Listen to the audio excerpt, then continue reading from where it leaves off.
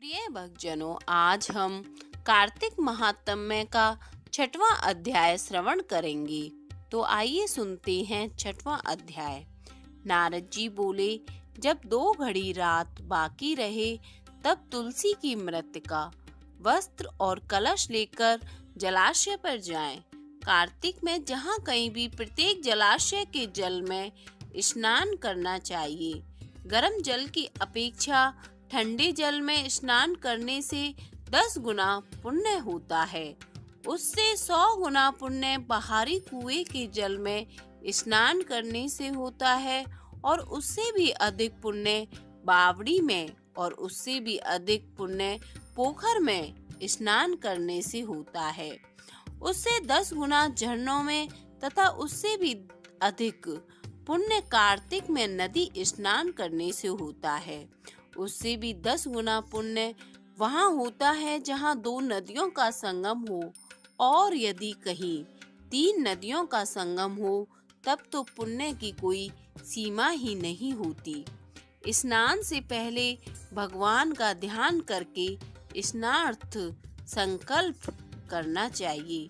फिर तीर्थ में उपस्थित देवताओं को अर्घ, आचमनीय आदि देना चाहिए। अर्घ मंत्र इस प्रकार है। हे कमलनाथ, आपको नमस्कार है। हे जलसाई भगवान, आपको प्रणाम है। हे ऋषिकेश, आपको नमस्कार है। मेरे दिए गए अर्घ को आप ग्रहण करें। वैकुंठ, प्रयाग तथा बद्रिकाश्रम में जहाँ कहीं भगवान विष्णु गए, वहाँ उन्होंने 3 प्रकार से अपना पांव रखा था। वहाँ पर ऋषि, वेद, यज्ञों सहित सभी देवता मेरी रक्षा करते रहें। हे जनार्दन, हे दामोदर, हे देवेश, आपको प्रसन्न करने हेतु मैं कार्तिक मास में विधि विधान से ब्रह्म मुहूर्त में स्नान कर रहा हूँ। आपकी कृपा से मेरे सभी पापों का नाश हो। हे प्रभु, कार्तिक मास में व्रत तथा विधि पूर्वक स्नान करने वाला मैं अर्घ देता हूँ। आप राधिका सहित ग्रहण करें। हे कृष्ण, हे वलसाई, राक्षसों का संहार करने वाले भगवान, हे पापों का नाश करने वाले, कार्तिक मास में प्रतिदिन दिए हुए मेरे इस अर्घ्य द्वारा कार्तिक स्नान का व्रत करने वाला फल मुझे प्राप्त हो। तत्पश्चात विष्णु, शिव तथा सूर्य का ध्यान करके जल में प्रवेश कर नाभि के बराबर जल में खड़े होकर विधि पूर्वक स्नान करना चाहिए।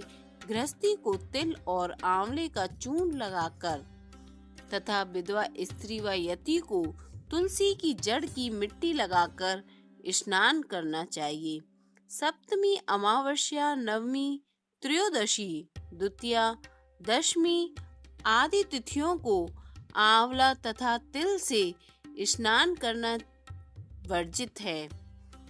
स्नान करते हुए इन शब्दों का उच्चारण करना चाहिए।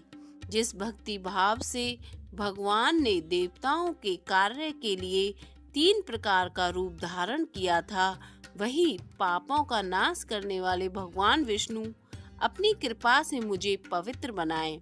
जो अमनुष्य भगवान विष्णु की आज्ञा से कार्तिक व्रत करता है, उसकी इंद्र आदि सभी देवता रक्षा करते हैं, इसलिए वह मुझको पवित्र करें। बीजों, रहस्यों तथा यज्ञों सहित वेदों के मंत्र, कश्यप आदि ऋषि, इंद्र आदि देवता मुझे पवित्र करें। इस प्रकार कहकर स्नान करने के बाद मनुष्य को हाथ में पवित्री धारण करके देवता, ऋषि, मनुष्यों तथा पितरों का विधि पूर्वक तर्पण करना चाहिए। तर्पण करते समय तर्पण में जितने तिल रहते हैं उतने वर्ष पर्यंत व्रती के पितृगण स्वर्ग में वास करते हैं। उसके बाद व्रती को जल से निकलकर शुद्ध वस्त्र धारण करने चाहिए। सभी तीर्थों के सारे कार्यों से निवृत्त होकर पुनः भगवान विष्णु का पूजन करना चाहिए। सभी तीर्थ के सारे देवताओं का स्मरण करके भक्ति पूर्वक सावधान होकर चंदन, फूल और फलों के साथ भगवान विष्णु को फिर से अर्घ्य देना चाहिए। अर्घ्य के मंत्र इस प्रकार है। मैंने पवित्र कार्तिक मास में स्नान किया है। हे विष्णु, राधा के साथ आप मेरे दिए अर्घ्य को ग्रहण करें। तत्पश्चात चंदन, फूल, तांबुल आदि से वेद पाठी ब्राह्मण को श्रद्धा पूर्वक पूजन करें और बारंबार नमस्कार करें। ब्राह्मणों के दाएं पांव में तीर्थों का वास होता है। मुंह में वेद और समस्त अंगों में देवताओं का वास होता है।